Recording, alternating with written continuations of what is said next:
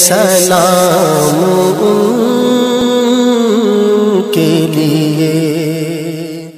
بسم اللہ الرحمن الرحیم، نحمده ونصلي ونسلم على رسوله الكريم، اما بعد فاعوذ بالله من الشیطان الرجیم، بسم اللہ الرحمن الرحیم، وسبح بحمد ربك قبل طلوع الشمس وقبل الغروب، صدق اللہ العظیم۔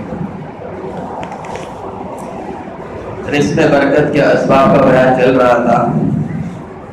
کل 7 اسباب کا بیان جو ہے گزشتہ مجالس میں ذکر کیا جا چکا۔ رزق میں برکت کے لیے صبح کا وقت بہت ہی زیادہ اہمیت کا حامل ہے۔ اس میں سے ایک سبب تو علماء نے یہ لکھا ہے کہ صبح صادق سے لے کر طلوع شمس یعنی کہ سورج طلوع ہونے تک بیدار رہا جائے، اس وقت سویا نہ جائے۔ یعنی صبح صادق کا مطلب یہ ہے کہ جب فجر کا وقت داخل ہو گیا تو وہ صبح صادق ہے، اور طلوع شمس سورج نکلنے کا وقت مطلب جب فجر کا وقت ختم ہو جاتا ہے۔ تو یہ جو وقت ہے یہ اللہ تعالیٰ کی طرف سے رزق کی تقسیم کا وقت ہے۔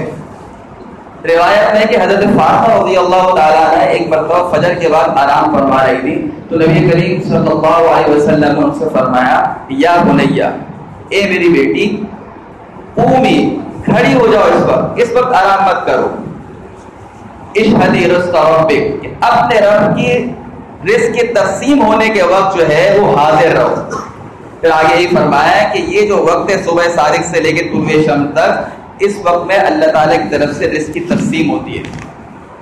صبح صادق سے لے کر طلوع شمس تک کا جو وقت ہے اللہ تعالیٰ کی طرف سے رزق کی تقسیم ہو رہی ہوتی ہے اس وقت۔ اور فرمایا کہ وَلَا تَكُونِي مِنَ الْغَافِلِينَ، غفلت والے لوگوں میں سے ہو، غافل لوگوں میں سے مت بنو۔ یعنی کہ اس وقت میں جو آرام کرتا ہے، سوتا رہتا ہے، نبی کریم صلی اللہ علیہ وسلم اس کو غافل لوگوں میں سے شمار فرما رہے ہیں۔ تو اب حال ہمارا یہ ہے کہ آپ لوگ یہ کہ اس وقت میں سو جاتے ہیں۔ ایک بڑا طبقہ ہے کہ فجر کی نماز کے لیے نہیں آ رہا، وہ تو فرض ہے، کسی بھی درجے میں اس کو جو ہے چھوڑا نہیں جا سکتا، لیکن جو لوگ فجر کی نماز کے لیے بھی آ رہے ہیں تو ان کو بھی چاہیے کہ اپنی ترتیب ایسی بنائیں کہ صبح صادق سے لے کر جب تک کہ سورج طلوع نہ ہو جائے بیدار رہیں۔ یہ وقت رزق کی تقسیم کا ہے۔ اب اس کی تقسیم کے وقت ہی ہم سو رہے ہیں تو اسی وجہ سے بہت سی برکات سے محرومی کا سبب ہے، تو اس وقت بیدار رہنا یہ ایک سبب ہے۔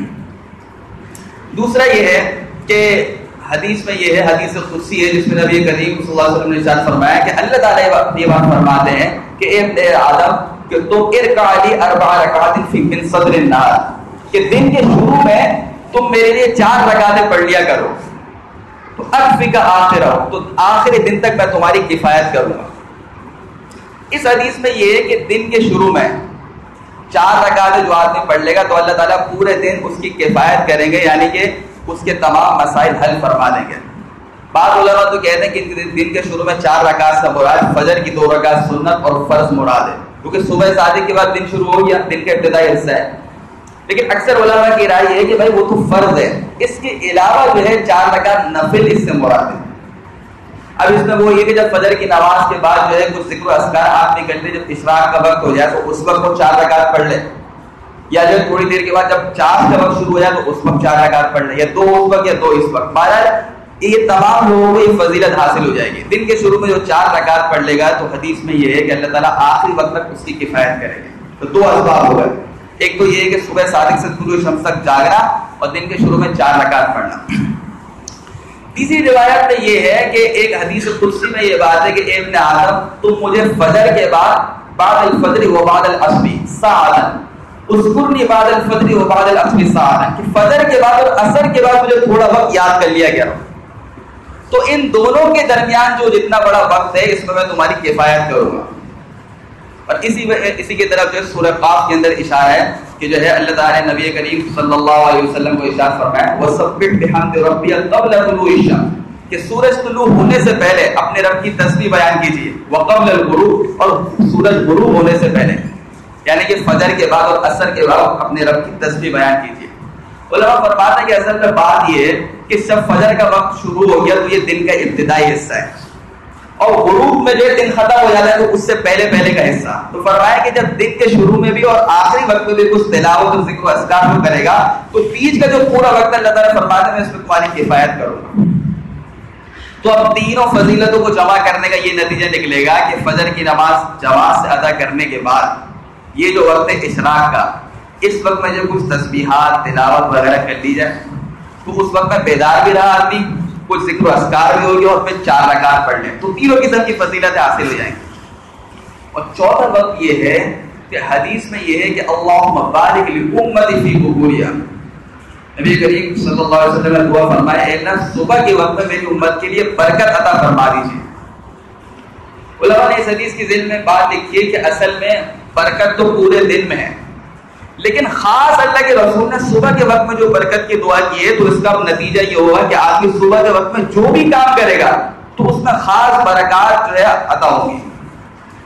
چاہے وہ کوئی بھی کام کرے, تلاوت کرے اور جو ہے علم حاصل کرے, چاہے وہ تجارت پہ لگ جائے, جو بھی وہ کام ہوگا صبح کے وقت میں خاص برکت ہوگی.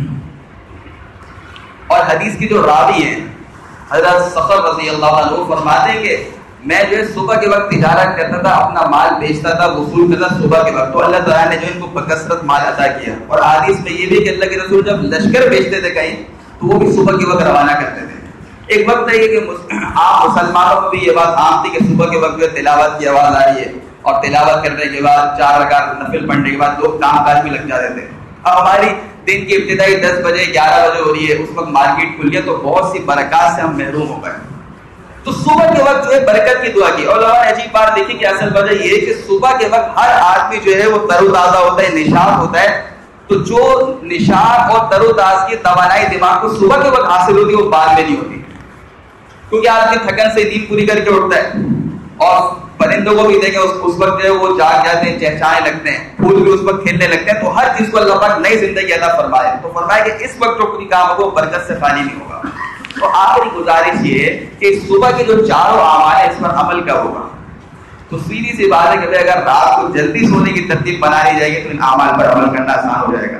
احادیث میں یہ ہے کہ نبی کریم صلی اللہ علیہ وسلم کی آیت مبارک یہ تھی کہ عشاء کے بعد زیادہ جاگنا آپ نے پسند نہیں کیا, اور خصوصاً احادیث میں تو عشاء کے بعد دنیاوی مشغولات میں لگنا اور دنیاوی باتیں کرنے کو پسند ہی نہیں کیا اللہ کے رسول نے. یا تو دینی کام میں کسی لگ جاؤ یا سو جاؤ.